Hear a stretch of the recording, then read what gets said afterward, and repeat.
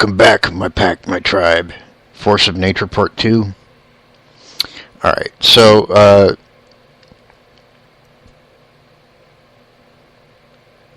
okay, is everybody back?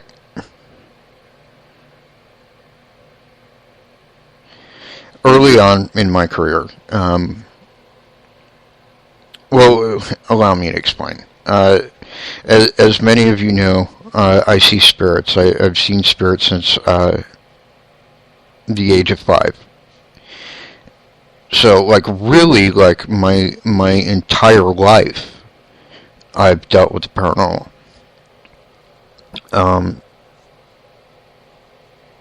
But really, as far as investigating goes, I've only been doing it for,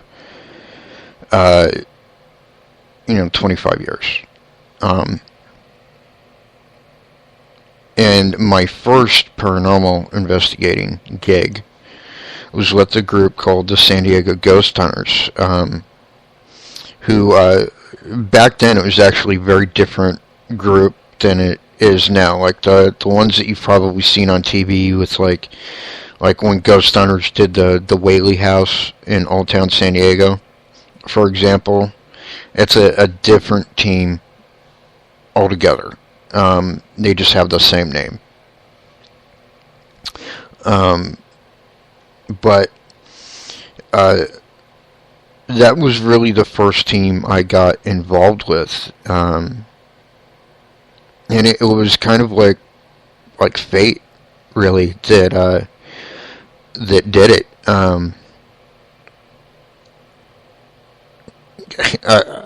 I still sometimes don't even know how it happened. I was at a Denny's one night, restaurant, and I was talking to some people about how I see spirits, and I was trying to explain to him how pretty much everybody has spirits around them all the time, and that it's really nothing to be afraid of. And this lady that was like next to our booth overheard the conversation, and she came up and approached me afterwards and said, "Hey, have you ever investigated the paranormal?" And I'm like, "Well, yeah, I guess you could say my entire life."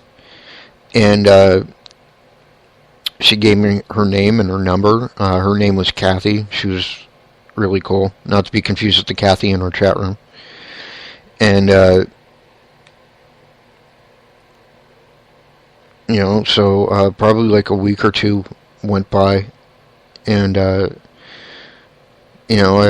finally called her, and she said, "Oh, cool, so you're definitely interested then?" I said, "Yeah." She's like, "Okay, so this is what we're going to do. We're going to give you a camera. Can you meet us tonight at the San Diego Harbor?" I'm like, "Sure, why not?" So, I lived far inland from downtown San Diego. I actually lived in a kind of like a small suburb of San Diego called El Cajon. And I jumped on there was a trolley that goes from El Cajon to downtown San Diego. So I took the trolley down there and met her and the rest of the team at San Diego Harbor, and that night we investigated one of the most haunted places, I think, in the world. It's a ship, a 3-masted bark sailing ship called the Star of India. It was built in the 1800s, and it's been a lot of different things over the years. It was a merchant ship. That's how it first started. It served as a pirate ship at one point, and it was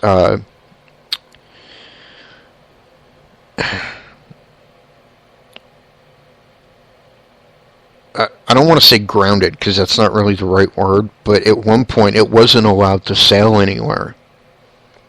And so it was kind of there for a while. Was permanently harbored on the docks there, and during that time, the ship captain needed to keep generating money,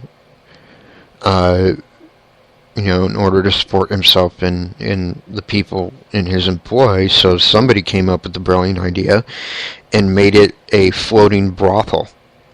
It was basically a floating whorehouse. That's right. And there were some deaths involved in all the stages of this ship's life. And one of the more famous stories. And by the way, Kathy, you are cool to me. I was saying you're not the same Kathy. By the way, just pointing that out. Anyways, so one of the claims there was the spirit of this prostitute that is like very protective of people that get too close to the rail. There's like a rail in the midships deck. That's the deck right below the top deck. Alright? And in the center of that deck, there's like an open space that goes all the way down to the bottom of the ship. And according to legend, she was like pushed off to the bottom and died. And so like she's really like if you really want to get her attention, if you really want to communicate with her, if you really want to get her to come out, the best thing to do is go as close as possible to the railing there on the midship deck, and she'll come out and she'll try and force you back or call you back or whatever. And I said, okay, so you want to catch, this girl in particular on camera, right? And they're like, yeah. I said, okay, well, give me the camera and let me go down there by myself. And that kind of impressed them because they weren't used to like new investigators having that much balls, I guess you could say. And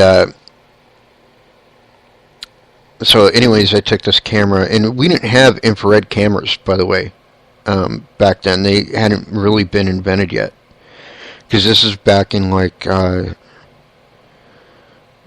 late 80s, I think, early 90s maybe. I don't know, whatever 25 years ago is the year it was. So and I was actually in, I believe I was actually in the Army at the time, and so I didn't get to do too many investigations with them in the beginning. Just, whenever I was on leave or whatever. Anyhow, so I went down there, I got really close, really close. I was basically sitting on top of this, cable that runs around the rails. And, if I really wanted to fall through, all I had to do is lean back a little bit, if that gives you any indication. And, sure enough, she came out, and I captured her on film. And, I got a lot of good stuff with her that night, and that was because I had already had that kind of force of nature mentality. I wasn't, I wasn't stupidly fearless, because there's a difference between fearless and outright stupid, and I'm fearless, I'm not stupid. And so I got good stuff, and they were really impressed, and I investigated with them maybe like one or two more times after that. And then I got out of the Army in 92, February of '92 actually, and I did another investigation with them, and that particular investigation was actually in Old Town. We weren't allowed in the Whaley house at that time. Nobody was. Because back in the day, they didn't allow overnight investigations. They didn't allow anybody there past dark because the spirits had made it very clear that it pisses them off. And so, and that's to the credit of the people that were running the Whaley house back then, that, they stuck to the spirits' wishes. And even now, like they do allow like nighttime investigations, but they have it set up so that the second the spirits don't want you there, you have to leave.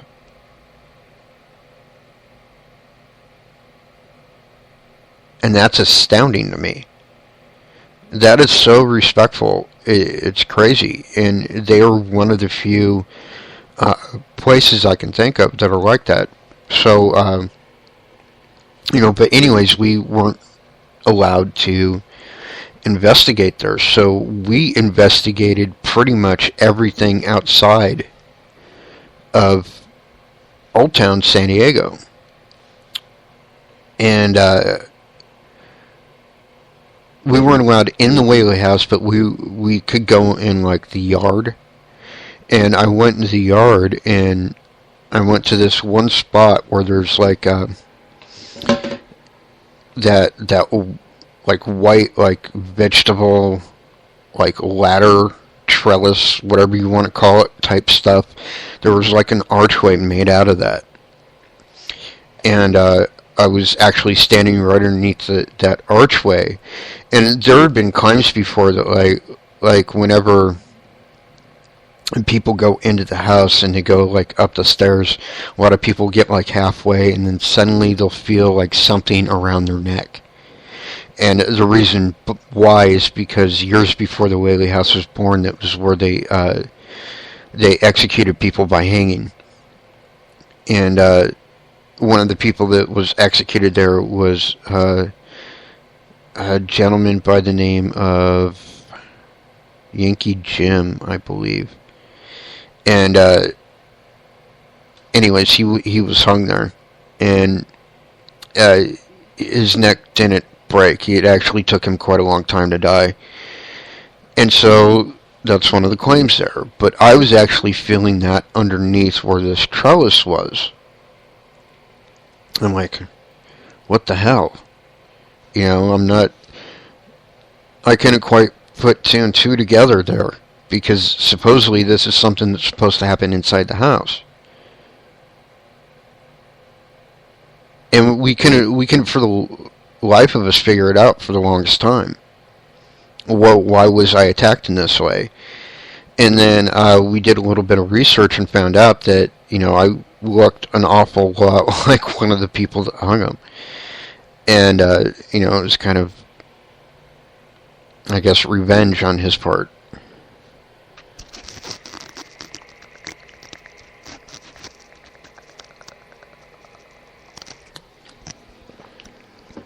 Sorry about that. Needed a drink. So,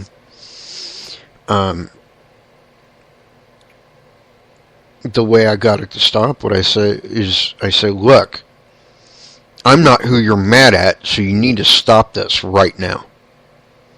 I actually managed to say that out loud, and it stopped immediately. Force of nature. I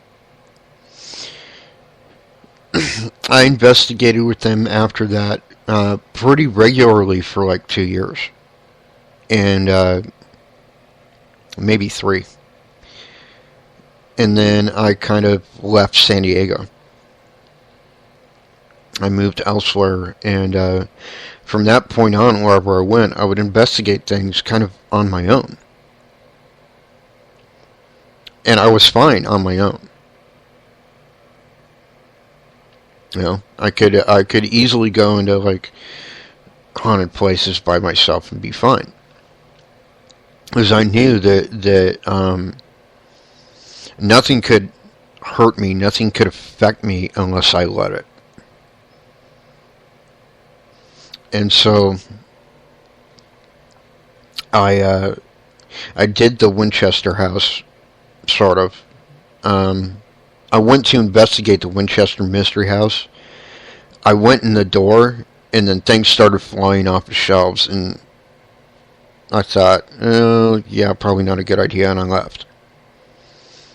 And the reason I left, it wasn't out of fear. I want that to be clear. The reason I left was because I was respecting the spirits in the house.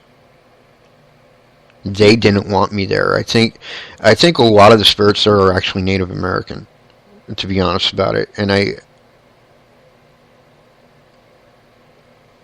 so I had ultimate respect for them. And so I just left. And people, like, for a long time after that asked me, why'd you just leave? I said, because the spirits don't want me there. For whatever reason, they don't want me there, so I'm respecting them. And I'm still that way today. Like, there are tons of places I would love to go investigate right now. Even here in Ohio, there are places that I would love to go. And most of them are places I've never even been to yet. But if I were to go to any of these places and the reaction I get from the spirits tells me that they don't want me there, like nothing's wrong, but like they just don't want me there, I would leave.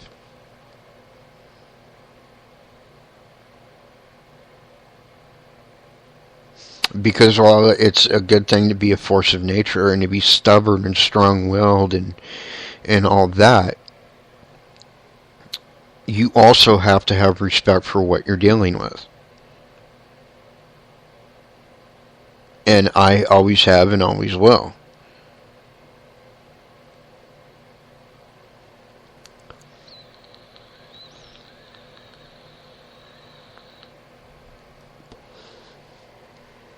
So, I did do the Winchester house, sort of. But probably the next big place that I really investigated in those early years by myself was Preston Castle. It is everything you've seen on TV. Let me just say that first off. It is everything you saw in the episode of Ghost Adventures. It is everything and more. It is a very actively haunted location. It has many, many aggressive spirits. Many, many spirits in there that are probably straight out evil. And I went in there by myself. I was literally in that place, the whole place, by myself. And nothing happened to me. I mean, I got plenty of evidence from it. Or, as I like to say, proof. But nothing happened to me personally. I didn't get scratched. Nothing tried to hurt me. Nothing came at me in that way. And part of that was my approach. And part of it was the fact that I'm a force of nature. It couldn't hurt me if it tried.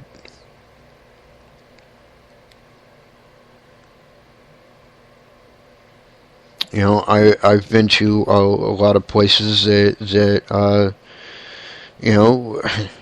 people have never even heard of.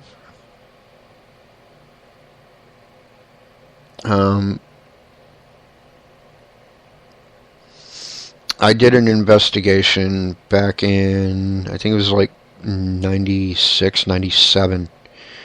I was in Idaho, living just outside of Boise at the time. And friends of mine told me about this place called Jump Creek. And it's beautiful, by the way. It's got like these big red buttes, like the quintessential mesas that you see like in old westerns and stuff. They were like that, only there were these two, and like in between them was a waterfall. So, gorgeous, absolutely gorgeous. And, definitely a place, whether you're in the paranormal or not, if you ever happen to be in Idaho, definitely check this place out, especially right around the beginning of April. I think it's like April 2nd through the 6th, I want to say. This is like 4 or 5 days. I don't remember which. But if you go there right at sunset, the way that the light reflects off of these red rock mesas turns the entire sky red. It's gorgeous. It's probably one of the most beautiful things I've ever seen. But I digress. So I went there and investigated, and I was already like I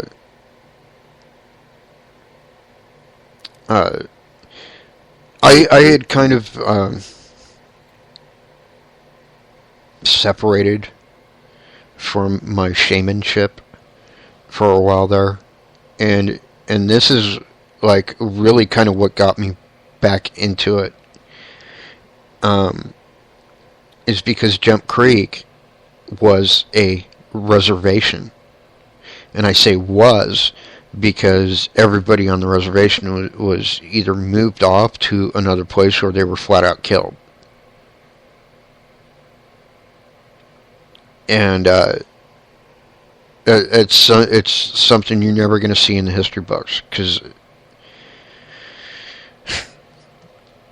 well, most of what they teach in school for history is bullshit anyways. So I knew about this slaughter that happened here, and it was right around sunset, actually, and I climbed up on top of one of these mesas, and I'm sitting there looking down at this valley below, and all of a sudden the sun goes red, and almost without even thinking about it, almost without even realizing I was doing it, I started talking in native. I was actually speaking the language of these particular Indians, which was a band of the Nez Perce, by the way. I don't speak Nez Perce. I've never spoken Nez Perce, yet I was speaking it.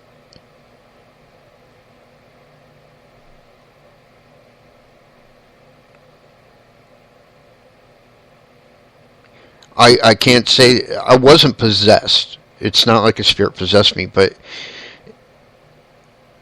it's like some spirit, like it somehow accessed like the language center of my brain so that we could communicate. It was surreal. It really was, and it wasn't aggressive at all. It was actually very warm and friendly and kind. And I don't even there's not even enough words in the dictionary to describe it, other than to say that it changed my life. And I got a lot of shit that was going on in my life suddenly had a solution after this event. And I kind of re-embraced my shamanship.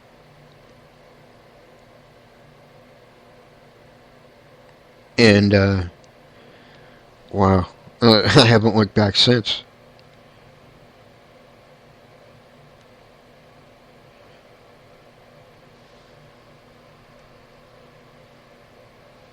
I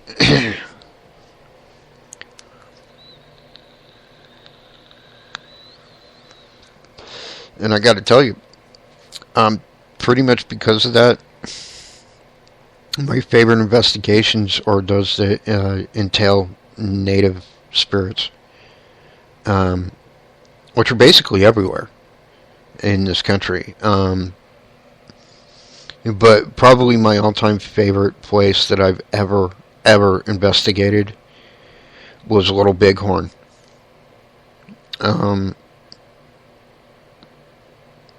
Probably been like 15, 20 years since I've been there.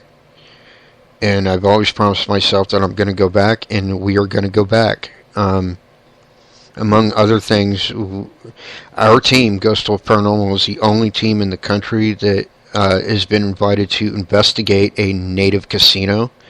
We are the only team that has a standing invitation to investigate both Little Bighorn and Wounded Knee.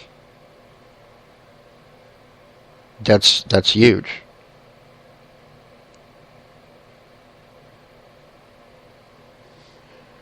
You know, and I think a lot of it has to do with our approach to things and our outlook on things, and the fact that we're a native-based, team. But I think it has a lot to do with the fact that we're a force of nature, and people are recognizing that.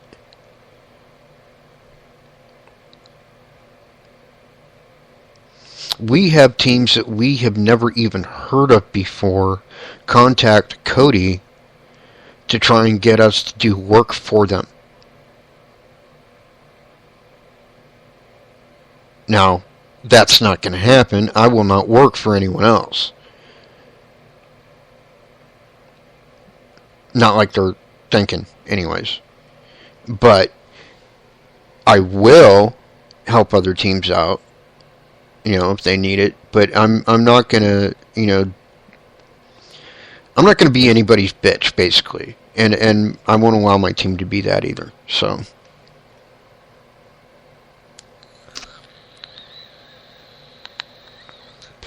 Iron Will. Force of Nature. Because I'm telling you, like, there are so many bad apples in the paranormal community right now that only those that have a force of nature, a strong will, are going to be the ones to end up surviving.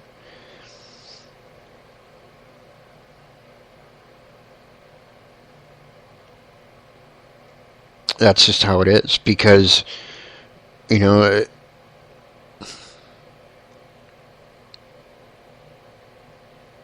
first of all, okay, I'm going to go off on a little side tangent here.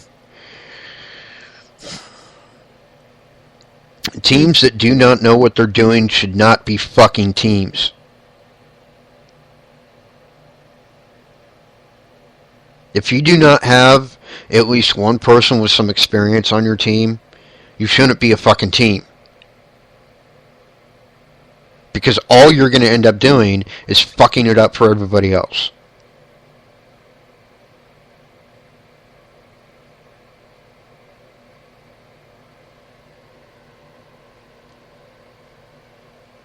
Anyways, there's a good example right there of my will, my strong-willed stubbornness, bullheadedness, whatever you want to call it, coming out.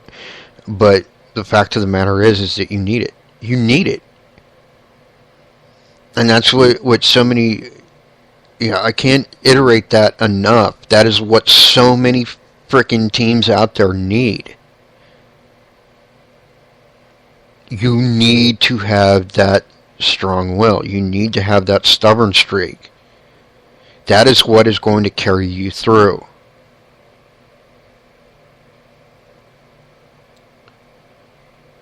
Like I said before, we started with 5 people, built up to 15. I now have 6 that are my team. They're always going to be my team. We may or may not accept more people. But kind of the way I think about it now is our team is perfect the way it is.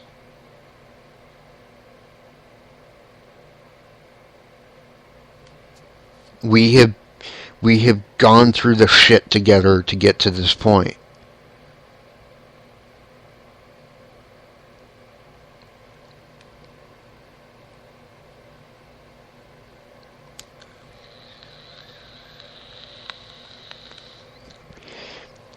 And we've culled out the weak. We really have, and like every time there's been an issue on this team, I've cut it the fuck out. And now we're at a point where there's not going to be any issues on this team because we're family, we're a pack, we're a tribe. Finally.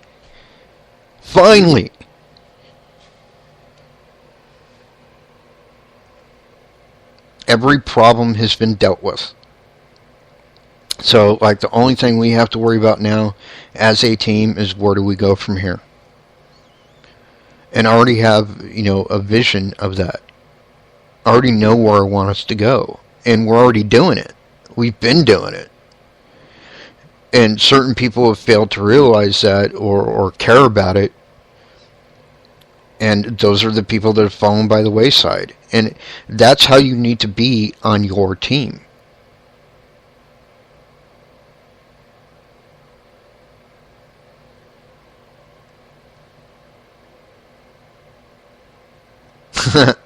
Reagan said Paul's team. The reason why that's funny is there's a spirit that follows her around named Paul. I guess, I would guess that he's kind of like, kind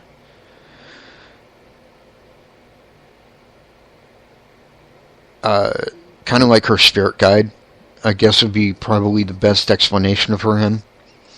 But he always calls us Paul's team on EBPs and stuff, so yeah, pretty amusing.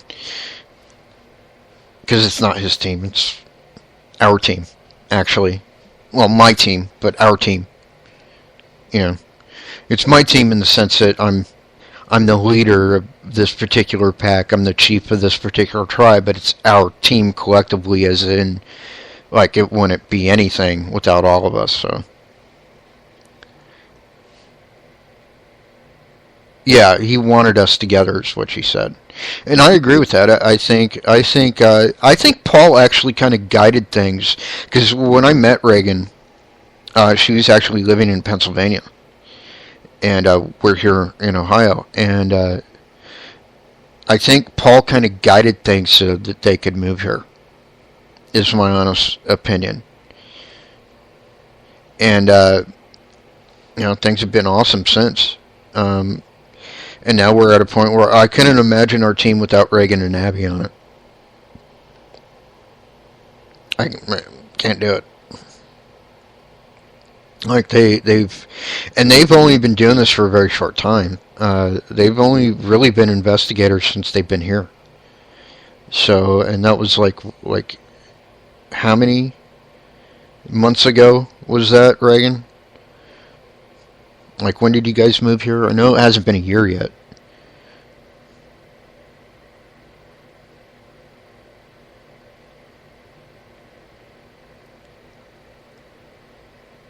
Yeah, it was back in July.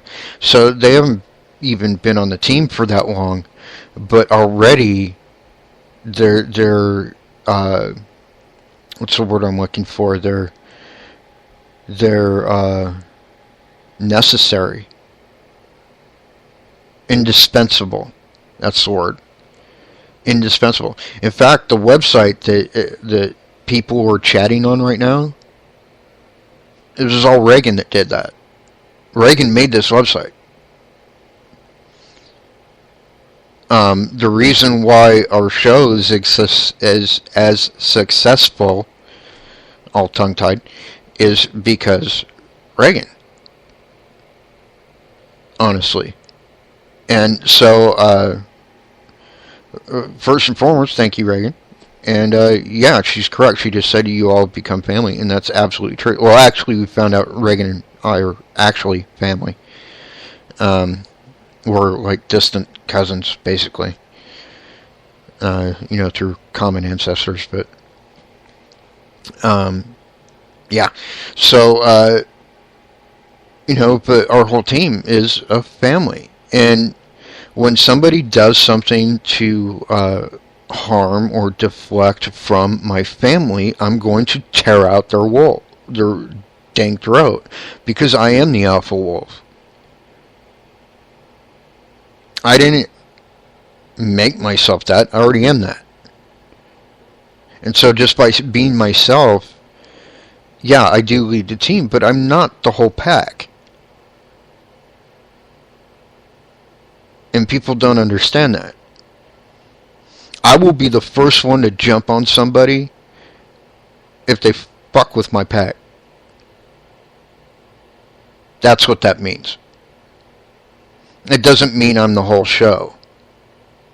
And I know I'm the one that you all are listening to right now, but this wouldn't even be happening right now without my team. And I'm a force of nature alone, but I am 10 times more a force of nature with my team. And we can only make each other stronger.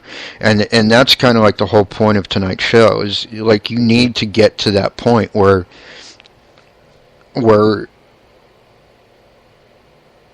you may only have like 5 or 6 people, but you need to get to that point where without those 5 or 6 people, you're weaker for it. And the reason you need to get to that is not only so that you can protect each other, but so that you can protect the spirits that you deal with, or the cryptids that you deal with, whichever the case may be.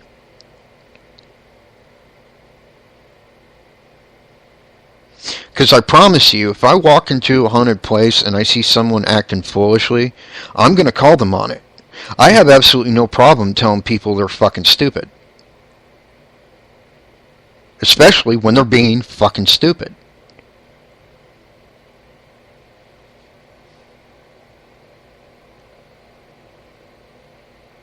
Absolutely no problem at all calling people on their shit.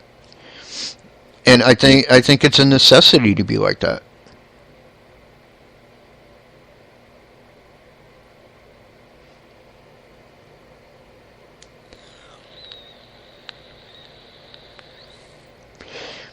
Now,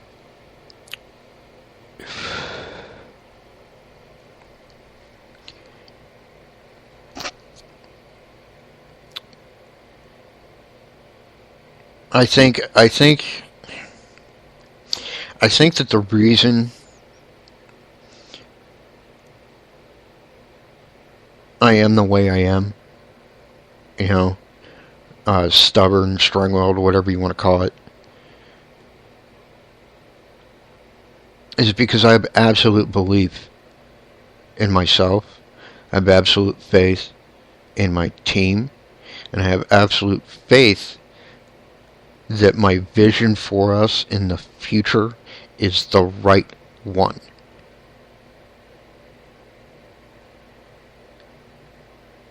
If that is not the definition of a leader, I don't know what is.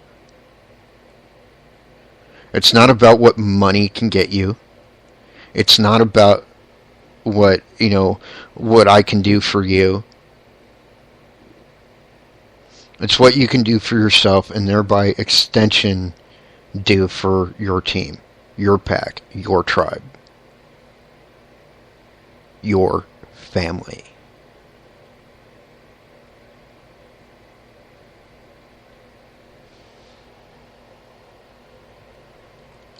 So don't be afraid to have a strong will.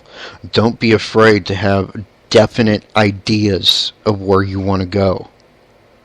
Because without those ideas, without those ideals, you are nothing.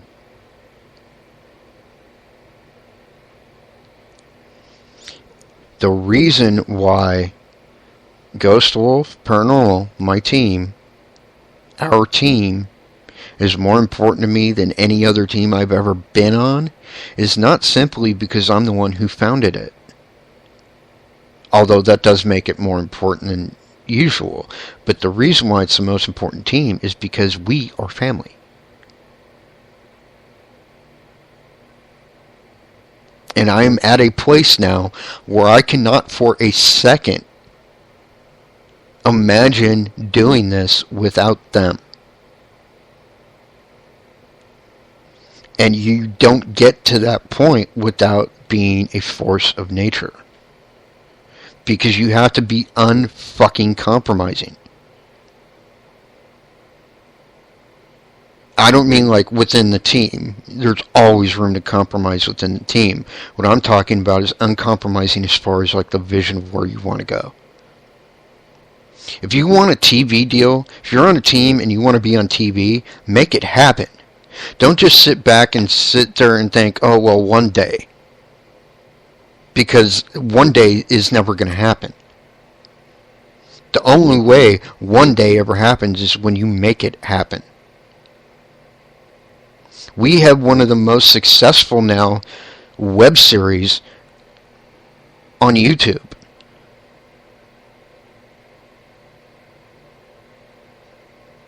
I have been personally interviewed 3 or 4 times now for documentaries.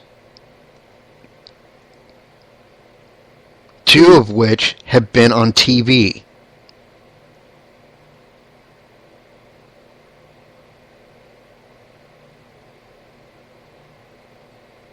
It's not because of my pretty face. It's because I'm uncompromising. I have definite ideas about myself and about my team and about where we're going to go.